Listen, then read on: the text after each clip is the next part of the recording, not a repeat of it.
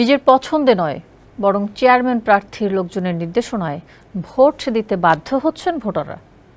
কেউ যেন নিজের পছন্দ মতো ভোট দিতে না পারেন সেজন্য সরিয়ে ফেলা হয়েছে ইভিএম রাখা গোপন কক্ষের পর্দা। তারপর বুথে বসে থেকে সবাইকে নির্ধারিত মার্কায় প্রকাশ্যে ভোট দিতে নির্দেশ দেওয়া হচ্ছে। এই ঘটনার ভিডিও ধারণ করতে গেলে চেয়ারম্যান প্রার্থীর লোকজন চড়াও হন সাংবাদিকদের ওপর। শরীয়তপুরের জাজিরা উপজেলার এই ঘটনা নিয়ে আব্দুর রহিমের প্রতিবেদন, জানাচ্ছেন সাইদ রহমান। গোপন কক্ষের পর্দা সরিয়ে খোলা জায়গায় ফেলে রাখা হয়েছে ইভিএম। এই অবস্থাতেই ভোটারদের ভোট দিতে বাধ্য করা হচ্ছে। উপজেলা পরিষদ নির্বাচনের দ্বিতীয় ধাপে মঙ্গলবার এই ঘটনা ঘটেছে। একমাত্র ওয়ালটন এসি দিচ্ছে 1 বছরের রিপ্লেসমেন্ট গ্যারান্টি এবং কম্প্রেসারের 10 বছরের গ্যারান্টি। জাজিরা উপজেলার ফরাজি দারুসসুন্নাহ নুরানি হাফিজিয়া কওমিয়া মাদ্রাসা কেন্দ্রে এই অনিয়মের প্রতিবাদ করায় সাংবাদিকদের ওপর হামলা করেছে মোটরসাইকেল প্রতীকের চেয়ারম্যান প্রার্থী ইদ্রিস ফরাজির লোকজন। এটা হলো মোটরসাইকেলে তারা গলায় বেশ নিয়ে একসাথে প্রায় 150 লোকজন আসছে। আইসেই তারা মারধর করার পরে মোবাইল ছিনিয়ে নিয়ে গেল। পরবর্তীতে আর কি যারাই যে সাংবাদিক ওইখানে গেছে সবাইকে তারা মারছে। ওইখানে উপস্থিত ছিল ডাক্তার ইমন ফরাজি। সে বলছে যে সাংবাদিকও যে হোক আমি বুঝুন, তোমরা মারতে থাকো। উনি নিজে উপস্থিত ছিলেন, প্রার্থীর ভাই।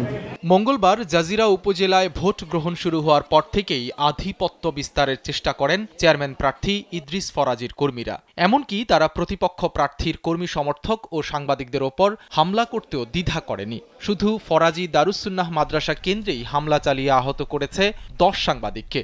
আহতদের উদ্ধার করে জাজিরা উপজেলা স্বাস্থ্য কমপ্লেক্স সহ বিভিন্ন হাসপাতালে ভর্তি করা হয়েছে।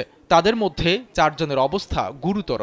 ভিতরে 4 জনের অবস্থা গুরুতর হয়। আমরা 4 জনকে হাসপাতালে ভর্তি দিয়েছি এবং একজনকে আমরা প্রেসক্রিপশন করে আউটডোর চিকিৎসা দিয়ে বিদায় করে দিয়েছি। এর ভিতরে পলাশ খান নামে যে একজন আছে, ওর অবস্থা একটু গুরুতর। ও নাকি ইঞ্জুরি আছে, নাকি রক্ত পড়তেছিল। আমরা চিকিৎসা দিয়ে এখানে ভর্তি রেখেছি, আমরা অবজারভেশনে রেখেছি। যদি পরবর্তীতে সুস্থ হয়ে যায় তাহলে এখানেই থাকবে, আর যদি সুস্থ না হয় বা আশঙ্কাজনক অবস্থা হয় তখন আমরা তাকে ঢাকায় রেফার করব চিকিৎসা করব। সাংবাদিকদের ওপর হামলার খবর পেয়ে কিছুক্ষণের মধ্যেই ওই ভোট কেন্দ্র পরিদর্শন করেছেন জেলা প্রশাসক সহ অন্যান্য কর্মকর্তারা। আইন শৃঙ্খলা রক্ষাকারী বাহিনীর পক্ষ থেকেও বিষয়টি খতিয়ে দেখে ব্যবস্থা নেয়ার কথা বলা হয়েছে। যে সাংবাদিকদের উপরে হামলা করছে, ইওনো মহোদয়কে বলছে, ইওনো মহোদয় নির্দেশ দিচ্ছে মামলা করার, তারা মামলা করবে। আমি বললাম কোনো সমস্যা নাই, আপনি আসেন, আমি কেন্দ্রে আছি সেনেটরে, আপনারা অভিযোগ নিয়ে আসেন, আমরা মামলা করে দেব।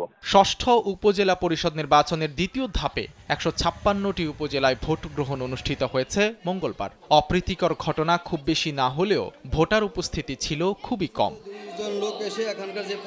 সাইদ রহমান, কালবেলা।